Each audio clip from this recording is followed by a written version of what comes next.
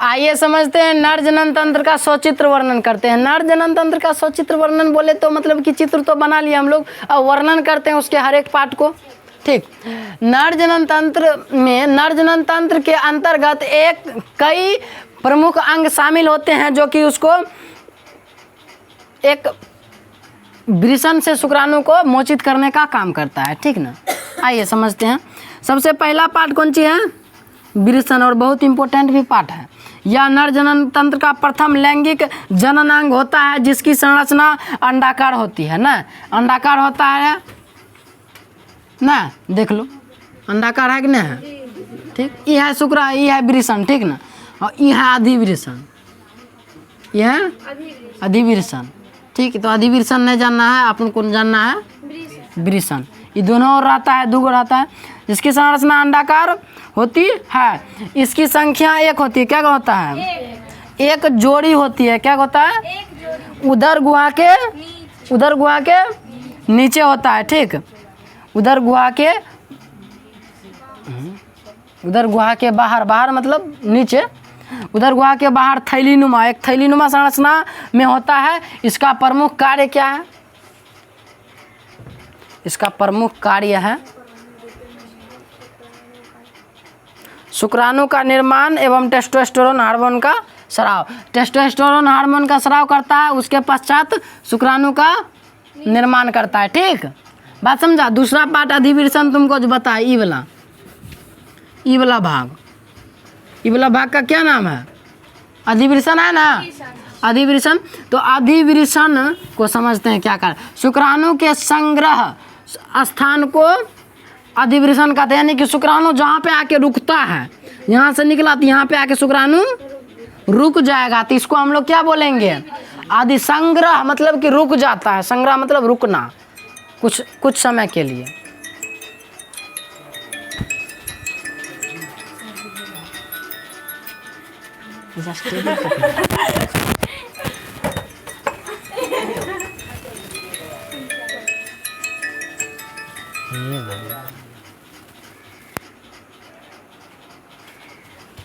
तो अधिवृषण क्या करता है? संग्रह करने का काम करता है। किसका संग्रह स्थान है? इसके रुकने का स्थान है। ठीक, अब तीसरा पार्ट जानते हैं, शीशन। इसकी संरचना मांसल होता है। शीशन कैसा होता है? इसके बारे में बात किया जा रहा है। ये मांस होता है, इस पे क्या होता है? मांस होता है, जो हर्षण उत्तक का बना होता है। इसके सहारे ही मादा के योनि हिस्से में शुक्राणु को पहुंचाते हैं। यही सहारा देता है शुक्राणु को पहुंचाने में। ठीक ना, यही घुसा हुआ रहता है मादा के योनि मार्ग में। ठीक, बात समझ में आया?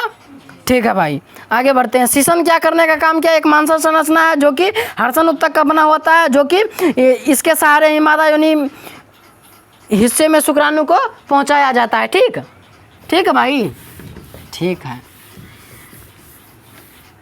नहीं ठीक है? ठीक है। अब इसके रास्ते में कौन मिलता है? आगे बढ़ते हैं जैसे, तो इसके रास्ते में कौन मिलता है? ये शुक्राशय मिलता है, जिसको शुक्राशय बोल रहे हैं। शुक्राशय के बारे में, यह चिपचिपा पदार्थ को स्रावित करता है। तुमको बताए थे ना, चिपचिपा पदार्थ को स्रावित करता है कौन? शुक्राशय। ठीक, अब शुक्रवाहक नलिका को जानते हैं। वृषण और अधिवृषण को जोड़ने वाली नलिका को शुक्रवाहक नलिका कहते हैं। जैसे यहाँ पे देख सकता है, देखो ये वृषण है, ये अधिवृषण है। इसको जोड़ने का काम कौन कर रहा है?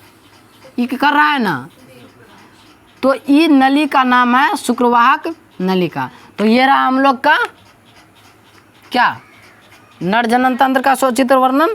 आइए अब हम लोग अगला पार्ट पे चलते हैं, मादा जनन तंत्र का सचित्र वर्णन ना। अगला क्वेश्चन क्या है हम लोग का?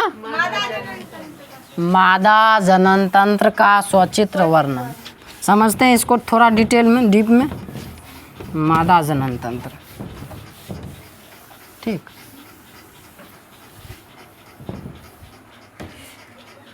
मादा जनन तंत्र का सचित्र वर्णन। इसमें देखो, पहले चित्र को समझ जाओ, उसके बाद हम लोग समझते हैं। देखो ये है चित्र, ये है अंडाशय, सबसे इम्पोर्टेंट पार्ट। ये क्या है? ये कौन सी है? ये पूरा चित्र मादा जनन तंत्र। क्या है? मादा जनन तंत्र। देखो ये अंडाशय है, यहाँ से निकलता है अंडाणु। क्या निकलता है? अंडाशय से क्या निकल रहा है? कब निकलेगा? जब स्त्री यौवनारंभ शुरू होगा। स्त्री यौवनारंभ कब शुरू होगा? 11 से 13 वर्ष के बीच। ठीक ठीक। इसको कहते हैं फैलोपियन ट्यूब। इसका क्या नाम है? इसको कहते हैं, ये पूरा का नाम है गर्भाशय। क्या नाम है? गर्भाशय। क्या नाम है? गर्भाशय। जहाँ पे कि गर्भ धारण होगा, जहाँ पे बच्चा वृद्धि करेगा, सॉरी भ्रूण वृद्धि करेगा। अब यह है अंडाशय। यह है दो अंडाशय रहता है। देखो इधर एगो अंडाशय है, इधर एगो अंडाशय है। इधर एगो है फैलोपियन ट्यूब, इधर एगो है फैलोपियन ट्यूब। फैलोपियन ट्यूब का 3-4 गो नाम है, आगे बढ़ेंगे तो बताएंगे तुमको। अब गर्भाशय का 3 गो भाग होता है। गर्भाशय के ऊपरी भाग को फंडस कहते हैं। ये सब छोड़ो, गर्भाशय के बारे में छोड़ो, अब इसके बारे में बात करते हैं। इसके बारे में ये हो गया योनि मार्ग। कौन सी हो गया? योनि मार्ग। यहाँ से सीसन प्रवेश करेगा इसके अंदर। क्या प्रवेश करेगा? सीसन। क्या प्रवेश करेगा? सीसन मुंड यहाँ तक आता है। ठीक, यहाँ तक क्या आया? सीसन मुंड यहाँ तक आ गया है। अब यहाँ से सीसन मुंड से क्या मतलब निकलता है? शुक्राणु निकलता है ना। शुक्राणु यहाँ तक निकला तो शुक्राणु गति करेगा ना, मतलब आगे भी आ सकता है सीसन। नहीं समझा? है सीसन मुंड इसके अंदर घुसा तो इसके अंदर प्रवेश किया तो यहाँ से सीसन से क्या निकलेगा? मैथुन क्रिया के द्वारा निकलेगा क्या? शुक्राणु निकलेगा। अरे अंडाणु कैसे निकलेगा? सीसन से क्या निकलता है? जो कि वृषण से आया है। ठीक, अरे अंडाणु तो यहाँ से निकलता है ना। जब एक परिपक्व समय आ जाता है तब अंडाणु यहाँ से निकलता है। ठीक, सॉरी अंडाणु निकलेगा। अंडाणु में कोई पूछ नहीं होता है, ये अंडाणु है। अंडाणु निकल करके कहाँ जाता है? फैलोपियन ट्यूब में जाता है। फैलोपियन ट्यूब के मध्य शिरा में जाता है, यानी किसके बीच में। ठीक ना। अब इधर से आ रहा होता है कौन? शुक्राणु आ रहा होता है। किसको खोजते हुए? अंडाणु को खोजते हुए, ताकि जाके मिलन करे दोनों का। और दोनों के मिलन को क्रिया को हम लोग क्या कहते हैं? संलयन। जब दो गो मिल जाएगा, जब अंडाणु और शुक्राणु मिल जाएगा तब उसको हम लोग क्या बोलते हैं? संलयन या फिर निषेचन। तो निषेचन हो जाएगा यहाँ पे या संलयन हो जाएगा। बात समझ रहा है कि नहीं समझ रहा है? ठीक, तो यहाँ से सीसन से निकला शुक्राणु और पहुँच गया कहाँ पे? तैरते हुए अंडाणु के पास। तब इस सब एगो अंडाणु से एक शुक्राणु मिल सकता है, दूगो कभी नहीं मिलता है। बात समझा? दूगो कभी नहीं मिलता है। अब यदि गलती से मिल गया तो उसके बारे में भी हम आगे बताएंगे। जुड़वा बच्चा पैदा होता है तब जा करके एगो अंडाणु से एक शुक्राणु मिलता है। क्या शुक्राणु? एगो शुक्राणु जैसे मिलता है ना, तो अंडाणु अपने चारों ओर एक परत का निर्माण कर लेता है। किसका निर्माण करता है? परत का। लेकिन एक बात ध्यान रखना, जब शुक्राणु से अंडाणु मिलता है ना तो पुछड़ी बाहर छोड़ देता है। पुछड़ी शुक्राणु बाहर छोड़ देता है और दोनों मिल जाता है। पुछड़ी बाहर टूट जाता है और ये बाहर निकल जाता है योनि मार्ग के माध्यम से। बात समझा? ठीक, यहाँ पे मिल गया और ये कौन सी बन गया? अब युग्मनज बन गया। ये कौन सी बन गया? युग्मनज बन गया। युग्मनज वृद्धि करते हुए टूटते हुए ये कोशिका बन गया। एक कोशिका बन गया। अर्धसूत्री विभाजन हुआ दोनों में। क्या हुआ था? अर्धसूत्री विभाजन हुआ था ना। आधा सूत्र इधर से आया था, आधा इधर से आया था। एक मतलब कोशिका बन गया। अब एक कोशिका विभाजन करते करते करते करते एक समय आएगा गर्भाशय के अंदर वाला परत। ये पूरा गर्भाशय है, गर्भाशय के अंदर वाला परत इसको बोलते हैं। ठीक, ये गर्भाशय के जो लाल लाल दिख रहा है खून टाइप से, यहाँ पे आके रोपित हो जाता है और पूरी 9 महीनों तक वृद्धि करता है और 9 महीनों के बाद एक बच्चा के रूप में तैयार होकर के बाहर निकल जाता है। बात समझा? ठीक, यदि शुक्राणु नहीं आया और अंडाणु इधर से निकल गया तब कौन सी होगा? मान लो शुक्राणु नहीं आया तब कौन सी होगा? तब होगा मासिक चक्र, मेंस्ट्रुअल साइकिल या फिर एमसी जिसको शॉर्ट में कहते हैं। यहाँ से अंडाशय से अंडाणु निकलेगा, यहाँ से आएगा अंतः परत पे चिपकेगा ही फिर। ठीक, सिर्फ अंडाणु है, अभी शुक्राणु नहीं है, क्योंकि भाई शुक्राणु आया ही नहीं है तो रहेगा कहाँ से? ठीक। तो ये अंतःपरत पे चिपकेगा, अंतःपरत पे क्या है, खून का परत है, खून का लेयर है, ये खून के साथ साथ बाहर निकल जाएगा ये अंडाणु, ठीक। और इस क्रिया को मेंस्ट्रुअल साइकिल कहा जाता है, पूछा जाता है, पूछा गया है और बहुत अच्छी क्रिया है, अच्छी कितना ही नहीं बता सकते हैं। मेंस्ट्रुअल साइकिल जिसको बोलते हैं हिंदी में मासिक चक्र बोलते हैं, इसी को मासिक चक्र या रजोधर्म, रजोधर्म दर्शन, ठीक। इसको तो क्योंकि बोलते हैं, क्योंकि 1 महीना 28 दिन का ये पूरा क्रिया होता है, ठीक ना। क्या दिन का क्रिया होता है, 28 दिन का, ठीक। तो इसीलिए 1 मास में होता है, तो इसीलिए इसको मासिक चक्र बोला जाता है, ठीक ना।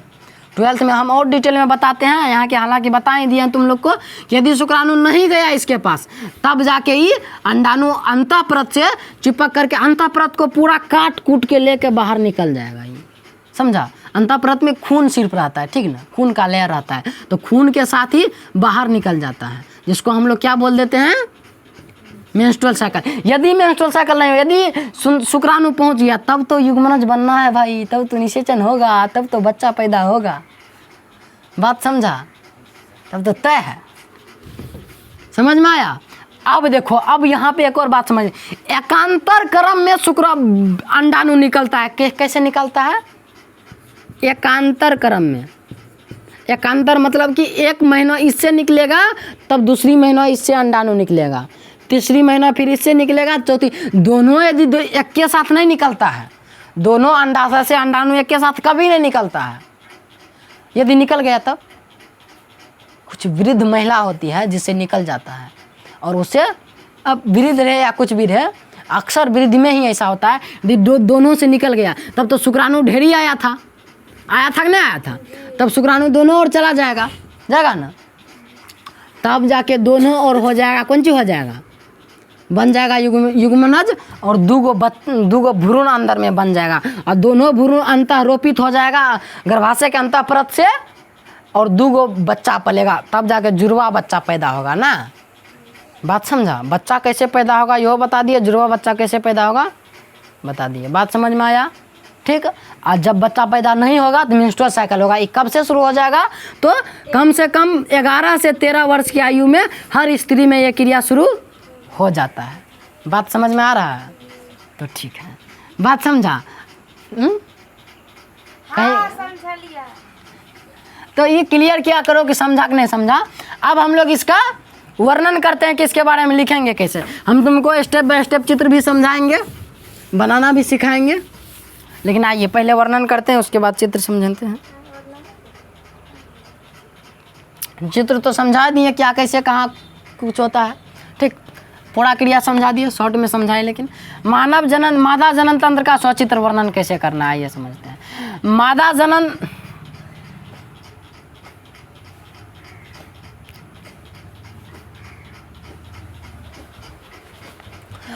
जनन तंत्र का सचित्र वर्णन करें। मादा का जनन अंग नर के जनन अंग से काफ़ी जटिल संरचना है। कैसा संरचना है, काफ़ी जटिल है इसका संरचना, क्योंकि यहाँ पे बच्चा पलेगा भाई, 9 महीनों तक इसमें बच्चा रहेगा, तो जटिल तो होना तय है ना, काफ़ी जटिल संरचना है।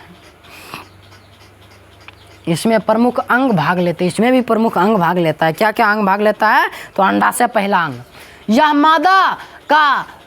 मादा का प्रथम लैंगिक जनन अंग है, ठीक। प्रथम लैंगिक जनन अंग है अंडाशय, जिसकी संरचना अंडाकार होती है, तुमको दिखाए भी अंडाकार होती है। एक जोड़ी होता है, कैसा होता है, एक जोड़ी मतलब दूगो, क्या गो, एक जोड़ी में क्या रहता है, दूगो। केला 12 जोड़ी रहता है, 6 जोड़ी रहता है, केला क्या रहता है, 12 रहता है, एक जोड़ी में दूगो। एक जोड़ा का मतलब क्या है, संख्या में दूगो, ठीक।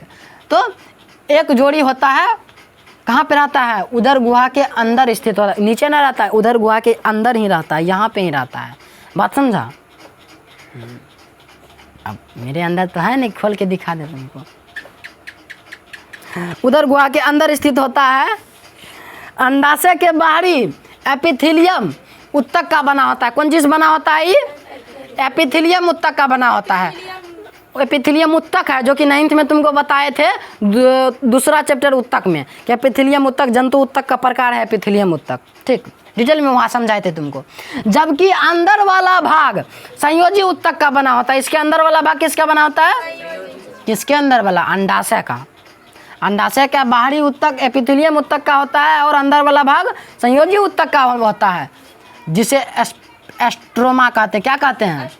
एस्ट्रोमा कहते हैं, ठीक। अंडाशय का प्रमुख कार्य क्या है? तो अंडाणु निर्माण करना। सबसे बड़का कांड तो यही होता है, अंडाणु का निर्माण, ठीक। सारा दुख का कारण तो यही है, दुख या कहो या सुख का कहो, बच्चा पर उत्पन्न करना कहो या बच्चा पाल पोषण करना कहो, सारा दुख का कारण यही है। चाहे जिन संख्या में वृद्धि करो, यही अंडाणु तो सबका कारण है, जिसके वजह से आज हम यहाँ हैं, आज तुम यहाँ हैं। ये अंडाणु यदि ना मिला होता तो हम लोग यहाँ ना हुआ होते।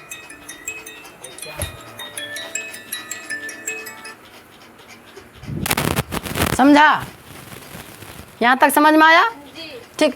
कब होता है? जब हार्मोन का स्राव होता है। बात समझा? और हार्मोन का स्राव भी करता है यही अंडाशय ही। क्या हुआ रे? है अंडाशय ही हार्मोन का स्राव करता है ना। कौन हार्मोन का स्राव करता है? कौन हार्मोन? प्रोजेस्टेरोन और एस्ट्रोजन, ठीक।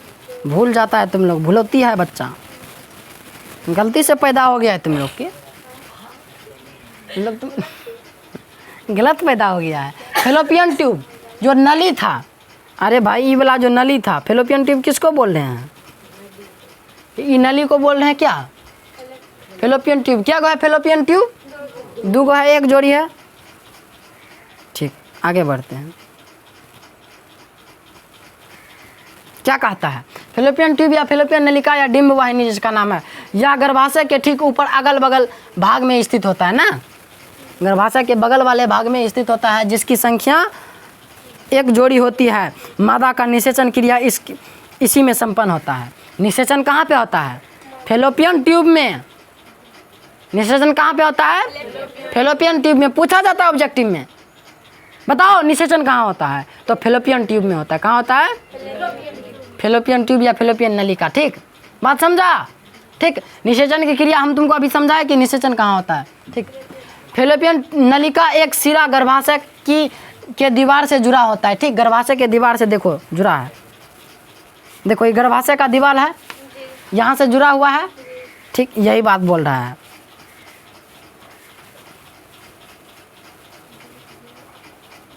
जबकि दूसरा सिरा अंडाशय के बगल में अंगुलीनुमा संरचना बनाती है। दूसरा सिरा कहाँ से जुड़ा होता है? अंडाशय से जुड़ा होता है। देखो एगो सिरा गर्भाशय से जुड़ा है, एगो सिरा अंडाशय से जुड़ा है। अरे ये सिरा है ना, उंगलीनुमा सिरा है ना, उंगलीनुमा सिरा है ना, है कि ना? है उंगलीनुमा सिरा है ना। पहला सिरा किससे जुड़ा है? गर्भाशय से। दूसरा सिरा अंडाशय से, उंगलीनुमा सिरा। बात समझ में आया? अब सारा चीज़ दिखा ही रहे हैं तो चलो जान ही लो। जिसे झालर कहते हैं, जिसे क्या कहते हैं? झालर। उंगलीनुमा संरचना क्या बोलते हैं? झालर। क्या कहते हैं उसको? झालर। इसका कार्य क्या होता है? तो अंडाणु को पकड़ना। ये झालर का क्या काम है? अब झालर तुमको फिर से दिखाते हैं। देखो ये जो झालर है उंगलीनुमा संरचना, इसको क्या बोल रहे हैं? झालर। अंडाणु जैसे निकलेगा ना, धर पकड़ लेगा एकरा। अरे अंडाणु अइले आवे पकड़ ले छे एकरा के झालर। अंडाणु पकड़े काम के कर लेके की कर मतलब कि अंडाणु एक नहीं चित्र है ना ना, ये मादा जनन तंत्र का चित्र है। ये है अंडाशय, यहाँ से अंडाणु निकलता है। अंडाणु तो ऐसा होता है। अब बताओ क्या है? मतलब अंडाणु से अंडाणु एकला क्षेत्र क्या पकड़े? अच्छा, अंडाणु निकलता है तो वो मिलता है शुक्राणु से। यदि शुक्राणु नहीं मिला तो मासिक चक्र हो जाता है, लेकिन ये पकड़ लेता है एकरा झालर। ये झालर एकर नाम है। ये वाला उंगलीनुमा प्रबद्ध संरचना को झालर कहते हैं। समझा?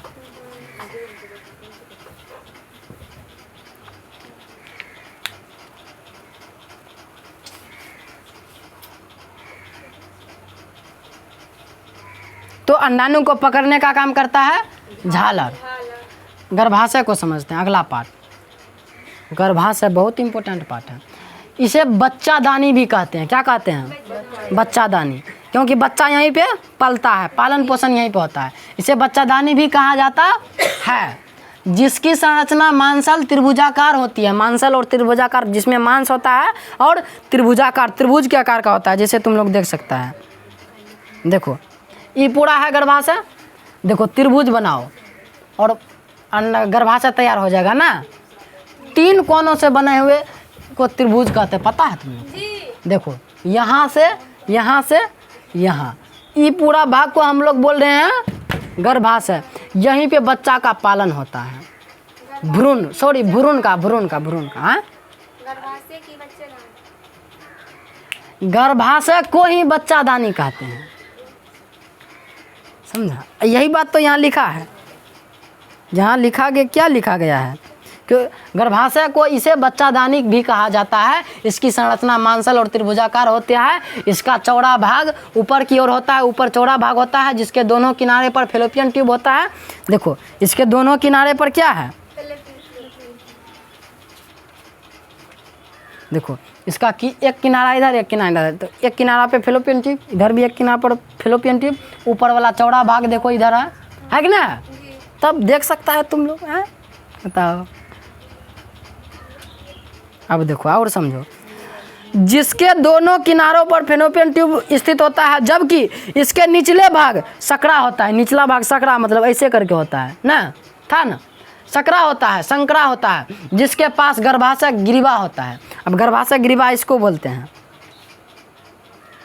इसको गर्भाशय ग्रीवा बोलते हैं। क्या बोलते हैं इसको? गर्भाशय ग्रीवा। इसको मुख्य रूप से बोलते हैं, इसको गर्भाशय ग्रीवा। यहीं पे शीशन घुसता है, ठीक? अब समझो और समझो, होता है इसके इनके बीचों बीच एक छोटा छिद्र होता है, उसी के सहारे शुक्राणु प्रवेश करता है। ना बताए, अरे भाई शीशन घुसेगा वहीं से निकलता है शुक्राणु, तो शुक्राणु प्रवेश करेगा गर्भाशय ग्रीवा से। बात समझा? ठीक। फैलोपियन नलिका की लंबाई 10 सेंटीमीटर होता है। कितना सेंटीमीटर होता है? 10 सेंटीमीटर। मादा में निषेचन की क्रिया फैलोपियन नलिका में संपन्न होता है। ये सब इम्पोर्टेंट पॉइंट है जो कि तुमको याद ही रखना है, ठीक? अब जानते हैं लास्ट पार्ट को, योनि। योनि किसको बोलते हैं? ये चित्र में पहले देख लो, इसको योनि बोलते हैं, ठीक? ये मार्ग को क्या बोलते हैं? योनि मार्ग बोलते हैं, ठीक? योनि के बारे में समझते हैं। हे भगवान, ये मांसल नलिकाकार संरचना होती है, ठीक? मांसल नलिकाकार, नली के आकार का संरचना ऐसे करके था। बात समझा? जिसकी औसत लंबाई 7 से 10 सेंटीमीटर होता है। लंबाई कितना होता है? 7 से 10 सेंटीमीटर होता है। योनि की दीवार पेशीय ऊतक का बना होता है। कैसा होता है? पेशीय ऊतक का बना होता है, पेशी रहता है वहाँ पे, ठीक? जिस पर छोटी छोटी ग्रंथियाँ कहा जाता है, जिसे बल्बो यूरेथ्रल, यहाँ होगा बल्बो यूरेथ्रल, गलती लिखा गया है, बल्बो यूरेथ्रल ग्रंथि कहा जाता है, ठीक? इसे चिपचिपा द्रव स्रावित होता है जो योनि को मुलायम रखता है, ठीक? जो भी शुक्राणु आया था जो नहीं जा पाया, उसको वो ये द्रव डाल के मार देता है, ठीक ना? ख़त्म कर देता है। बात समझा? जो कि हमेशा योनि को स्वच्छ रखने का काम करता है। बात समझा? ठीक।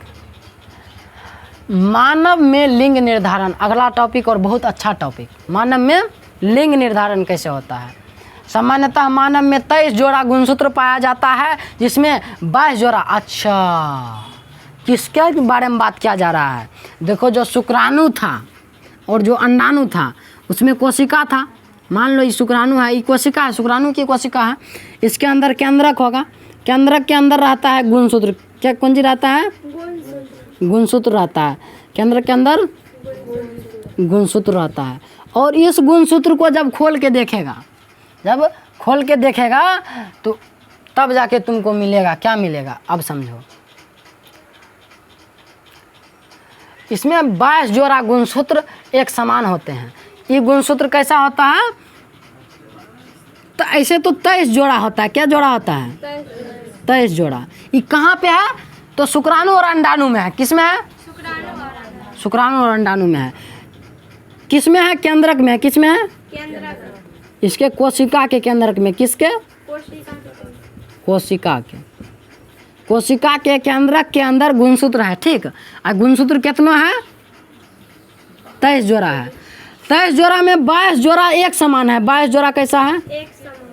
सब में एक समान रहता है, चाहे वो मादा हो चाहे वो नर हो। बहुत ध्यान से समझना इस बात को। 22 जोड़ा एक समान रहता है और एक जोड़ा अलग डिफरेंट होता है। एक जोड़ा अलग होता है।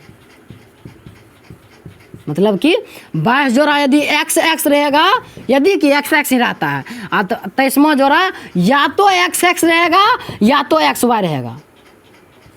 बात समझा? ये दोनों में से कोनो एगो हो सकता है। यदि एक्स एक्स है, यदि एक्स एक्स है 23वां जोड़ा, तब जाके लड़की पद उत्पन्न होगा, तब जाके शिशु मादा उत्पन्न होगा। यदि एक्स वाई है तब शिशु लड़का उत्पन्न होगा। बात समझ में आया भैया? ये बात किया जा रहा है नर जनन तंत्र शुक्राणु का। बात समझा? अंडाणु में हमेशा 23 जोड़ा एक्स एक्स रहता है। अंडाणु में हमेशा 23 जोड़ा, यानी कि उसका किसी महिला का कोई योगदान नहीं है लड़का उत्पन्न करने या लड़की उत्पन्न करने में। लेकिन हमारे समाज में दोष किसको दिया जाता है यदि लड़का उत्पन्न नहीं होता है? तो महिला का दोष दिया जाता है। लेकिन क्या 1% भी दोष है महिला का? नहीं है। 0%, कोई प्रतिशत दोष नहीं है यदि लड़का उत्पन्न नहीं हो रहा है। तो वो दोष पूरा का पूरा दोष किसका है? पुरुष का है, क्योंकि भाई उसके शुक्राणु कौन सी है? शुक्राणु है। शुक्राणु का कोशिका है। ध्यान से इस स्टेप को समझो कि शुक्राणु के कोशिका के अंदर केंद्रक के अंदर जो 23 जोड़ा गुणसूत्र आता है, इस 23 जोड़ा गुणसूत्र में 22 जोड़ा गुणसूत्र एक समान होता है और जो एक जोड़ा अलग गुणसूत्र होता है उससे तय होता है कि जो शिशु उत्पन्न होगा वो मादा होगा या नर होगा। इस बात को एक बार और ध्यान से समझो कि नर के शुक्राणु, नर के वृषण में शुक्राणु होता है। नर जनन तंत्र में कुछ देर के लिए लाइट जला दो। नर जनन तंत्र में वृषण होता है, जल्दी जलाओ। वृषण होता है, देखो ध्यान से समझो भाई। नर जनन तंत्र के अंदर वृषण होता है, वृषण के अंदर शुक्राणु होता है, शुक्राणु के अंदर शुक्राणु एक कोशिका है। इस कोशिका में केंद्रक होगा, केंद्रक के अंदर गुणसूत्र होगा, गुणसूत्र के अंदर अब देखो इस गुणसूत्र में क्या गुणसूत्र होगा? तो 23 जोड़ा गुणसूत्र होगा। क्या गुणसूत्र होगा? 23 जोड़ा गुणसूत्र होगा। 23 जोड़ा। ये 23 जोड़ा गुणसूत्र में एक जोड़ा गुणसूत्र ऐसा है जो कि एक्स है और वाई है, एक्स वाई है। बात समझा? यदि एक्स वाई गुणसूत्र है तब जाके बच्चा उत्पन्न होगा लड़का, यदि एक्स एक्स गुणसूत्र है तब जाके लड़की उत्पन्न होगा। यानी कि सारा का सारा दोष है किस में? पुरुष में है। यदि कोई लड़की उत्पन्न हो रहा है तो पुरुष का दोष है, जबकि महिला का दोष नहीं है। बात समझ में आ रहा है? ठीक। तो नर जनन तंत्र के वृषण में शुक्राणु के कोशिका के केंद्रक के गुणसूत्र में जो 23 जोड़ा गुणसूत्र होता है, वो 23 जोड़ा गुणसूत्र निर्धारित करता है कि 23वां जोड़ा जो गुणसूत्र है, जो एक जोड़ा गुणसूत्र बचा हुआ है, वो गुणसूत्र लड़का का है या लड़की का है। यदि एक्स एक्स है तो पता है कि लड़की का होगा। जो शिशु उत्पन्न लेने वाला है वो कैसा है? एक्स एक्स है, लड़की उत्पन्न होगा। और जो यदि एक्स वाई दिया होगा नर, यदि शुक्राणु एक्स वाई गया होगा, शुक्राणु के कोशिका के केंद्र के गुणसूत्र में यदि एक्स वाई गुणसूत्र गया होगा, तब जाके कैसा बच्चा उत्पन्न होगा? लड़की उत्पन्न होगा। एक्स एक्स है तो, एक्स वाई है तो लड़का उत्पन्न होगा। यानी कि यदि कोई ये कह रहा है कि हरदम खाली लड़की उत्पन्न कर रहा है, ये महिला ठीक नहीं है, तो ठीक महिला है, ठीक खराब कौन है? पुरुष खराब है। मतलब खराब को छोड़ो तो उसके कोशिका में है ही नहीं एक्स वाई गुणसूत्र, उसके शुक्राणु के कोशिका में। यदि एक्स वाई गुणसूत्र होता तो लड़का उत्पन्न होता। बात समझ रहा है? तो लिंग निर्धारण का हम लोग का टॉपिक क्या है? लिंग मतलब कि नर या मादा। तो लिंग निर्धारण क्या हुआ? नर लिंग होगा या मादा लिंग होगा? मादा लिंग कब होगा? जब गुणसूत्र एक्स एक्स रहेगा। नर लिंग कब होगा? जब गुणसूत्र एक्स वाई होगा। यह देगा कौन? पुरुष देगा। बात समझ में आया? लाइट ऑफ, रिकॉर्डिंग चालू।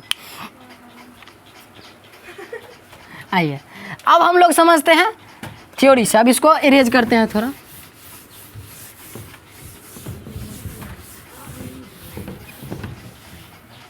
आइए तो हम क्या बताएं कि जिसमें 22 जोड़ा गुणसूत्र एक समान होता है।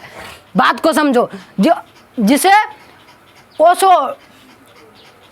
ऑटोसोम कहते हैं। जिसे अब 22 जोड़ा गुणसूत्र का नाम क्या रखा गया? ऑटोसोम। भूलना मत भाई, ऑटोसोम।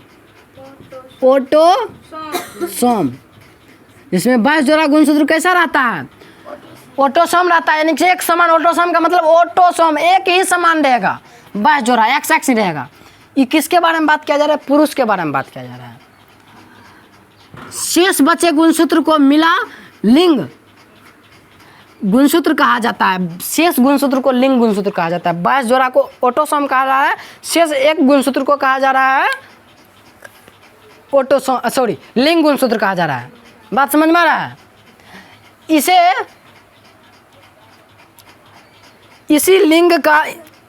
इसी के लिंग का निर्धारण होता है। इसी से लिंग का निर्धारण होता है कि लड़की है कि लड़का है। यही एक गुणसूत्र से न बचा, एक जोड़ा गुणसूत्र से न होता है, क्योंकि 22 जोड़ा गुणसूत्र तो उधर उसी में चला गया। बात समझ में आ रहा है ना? ठीक। मादा के गुणसूत्र की संरचना जबकि नर के, अरे यार यहाँ पे गग लिखा गया, यहाँ पे एक्स होगा। ठीक, यहाँ पे एक्स वाई होगा। ठीक है, जबकि नर में एक्स वाई होता है। ठीक, मादा का गुणसूत्र क्या होगा? X x. यदि कोई लड़की है तो उसका गुणसूत्र क्या है? यदि कोई लड़का है तो उसका गुणसूत्र एक्स वाई होता है। लिंग गुणसूत्र के अपेक्षा एक्स गुणसूत्र छुड़ाकर होता है। मादा का एक्स गुणसूत्र नर के वाई गुणसूत्र से मिलकर युग्मनज बनता है और एक्स एक्स बनता है। ठीक, एक्स वाई बनता है। ये सब बढ़िया से लिखना। तब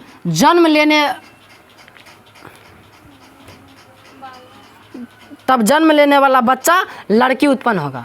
अच्छा, सॉरी। यहाँ पे क्या होगा? एक्स एक्स होगा। एक्स एक्स मिला था। ठीक, यदि एक्स एक्स और एक्स एक्स दोनों मिल गया, लड़की जो पुरुष है वो भी एक्स एक्स दिया और जो स्त्री है वो भी एक्स एक्स दिया, तब जाके जो शिशु पैदा होगा कैसा पैदा होगा? लड़की पैदा होगा। कैसा पैदा होगा? लड़की पैदा होगा। उसी प्रकार नर का यहाँ पे वाई होगा, लो लिखा गया है, वाई होगा। नर का वाई गुणसूत्र मादा के गुणसूत्र से मिलकर युग्मनज एक्स वाई बनाता है। कौन जी बनाता है? एक्स वाई बनाता है। काटो, जल्दी करो। आप सभी चल दीजिए, काम होता है। ठीक, जन्म लेने वाला बच्चा लड़का पैदा होगा। यदि हम तुमको क्या बताएं, एक्स एक्स और एक्स वाई यदि मिल रहा है तब जाके जो बच्चा पैदा होगा कैसा पैदा होगा?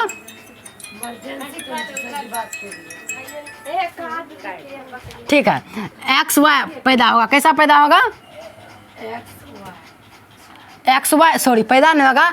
एक्स एक्स और एक्स वाई यदि मिल रहा है तो बच्चा कैसा पैदा होगा? लड़का लड़की। तब जाके बच्चा लड़का पैदा होगा। ठीक है, दिमाग हमार खराब है तोड़ नहीं। तब जाके बच्चा कैसा पैदा होगा? लड़का पैदा होगा। ठीक,